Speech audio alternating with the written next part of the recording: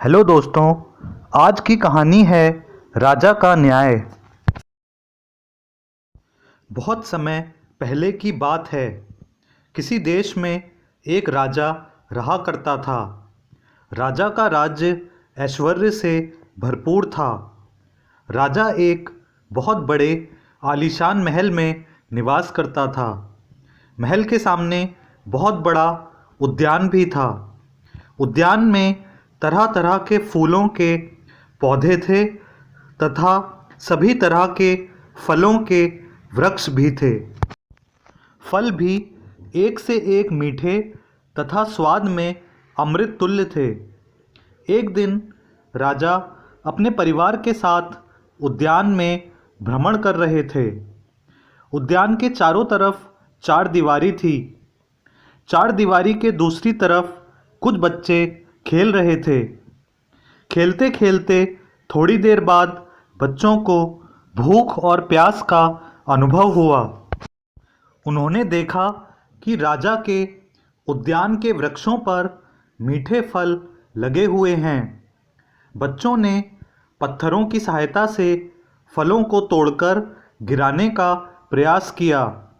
इसमें उन्हें कुछ सफलता भी प्राप्त हुई, परंतु दुर्भाग्य से एक पत्थर चार दीवारी के उस पार भ्रमण कर रहे राजा को जाकर लगा।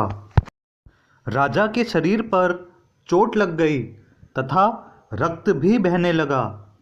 राजा को चोट लगी देखकर राजा के अंगरक्षक दौड़कर उद्यान के बाहर गए तथा बाहर खेल रहे बच्चों को पकड़कर राजा के समक्ष ले आए।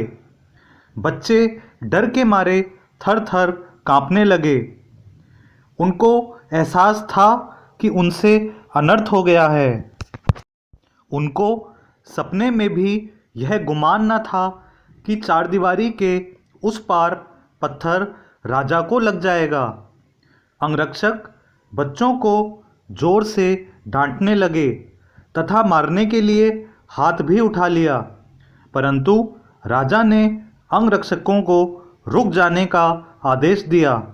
राजा ने कहा कि बच्चों का कोई अपराध नहीं है।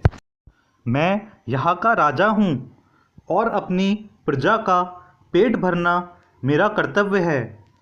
जब यह वृक्ष पत्थर लगने के बाद भी इन मासूम बच्चों को मीठे फल प्रदान करता है तो मैं तो यहाँ का महान राजा हूँ। मुझे तो पत्थर लगने के बाद इन बच्चों को पेड़ से भी अधिक कुछ मूल्यवान देना होगा। यह कहकर राजा ने बच्चों को फलों से भरे हुए थाल भेंट करे, जिसमें राजा ने 2 मुट्ठी स्वर्ण मुद्राएं भी रखवा दीं।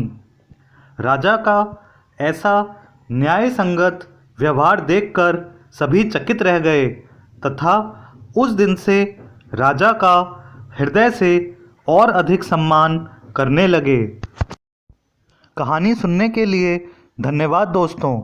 अगर आपको ये कहानी पसंद आई हो तो वीडियो को लाइक करें तथा कमेंट बॉक्स में कमेंट भी अवश्य लिखें। चैनल को सब्सक्राइब करें। स्क्रीन पर दिख रही प्लेलिस्ट में कुछ और कहानियाँ आपके सुनने के लिए उपलब्ध हैं।